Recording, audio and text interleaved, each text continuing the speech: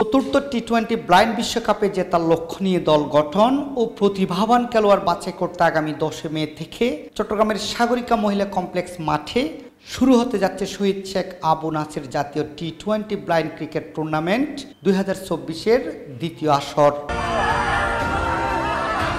বুধবার বিকেলে চট্টগ্রাম জেলা ক্রীড়া সংস্থার কনফারেন্স হলে সংবাদ সম্মেলনে তথ্য জানান বাংলাদেশ ব্লাইন্ড ক্রিকেট কাউন্সিল বিবিসিসি এর সিনিয়র ভাইস চেয়ারম্যান ও সিইও লায়ন দিদারুল আলম চৌধুরী। আমরা এই প্রতিযোগিতার পাশাপাশি ইনডোরে খেলোয়াড় বাছাই প্রক্রিয়া অব্যাহত রাখবো। 4 দিনের এই টুর্নামেন্ট শেষে খেলোয়াড়দের পারফরমেন্স বিবেচনা করে পরের দিন অর্থাৎ 14 মে ইন্ডোর স্টেডিয়ামে পুনরায় বাছাইয়ের মাধ্যমে 22 জনের স্কোয়াড গঠন করা হবে। পরবর্তী এই 22 জনকে 2 দফায় 1 মাসের প্রশিক্ষণ দিয়ে 15 জনের চূড়ান্ত স্কোয়াড ঘোষণা করা হবে, যারা আগামী নভেম্বরে পাকিস্তানের চতুর্থ টি-20 ব্লাইন্ড বিশ্বকাপে বাংলাদেশের হয়ে অংশগ্রহণ করবে।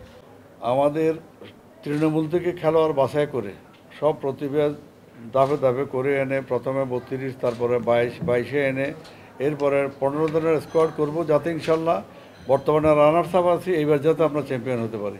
এবার জন্য দেশবাসীর সবার আমরা দোয়া চাই। সংবাদ সম্মেলনে আরও বিভিন্ন দিক নির্দেশনা তুলে ধরেন বাংলাদেশ ব্লাইন্ড ক্রিকেট কাউন্সিলের senior vice chairman Moshiur Rahman Chowdhury ও টুর্নামেন্ট ভেন্যুর চেয়ারম্যান এবং শহীদ সৈয়দ নজরুল ইসলামের নামে চট্টগ্রাম বিভাগীয় দলের চেয়ারম্যান SM জমির উদ্দিন।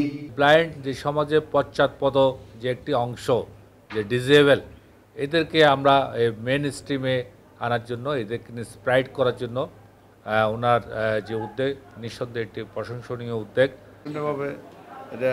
মাননীয় প্রধানমন্ত্রী শেখ হাসিনা দেশে খেলাধুলার মান উন্নয়নে যথেষ্ট সচেতন ও আন্তরিক।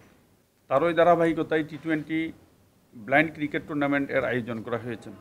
আমি টুর্নামেন্টের সর্বাঙ্গীন সাফল্য কামনা করছি। এ সময় আরও উপস্থিত ছিলেন ইমরান চৌধুরী, কামাল আহমেদ, SM কমরুদ্দিন আবেদ ও এহসানুল হক চৌধুরী সহ আরও অনেকেই। নিউজ ডেস্ক, দেশ বর্তমান, চট্টগ্রাম।